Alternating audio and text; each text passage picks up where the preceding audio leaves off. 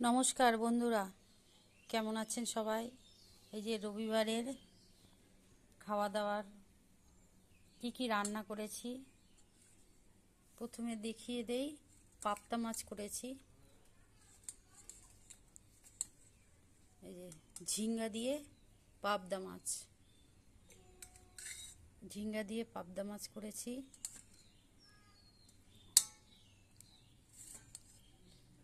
নিয়ে নে আগে, খুব খিদে পেয়েছে, আজকে দেরি হয়ে গেছে। তারপরে করেছি এই যে গোটা করলা, ভিতরে পুর দিয়ে করলা, গোটা গোটা করলা করেছি।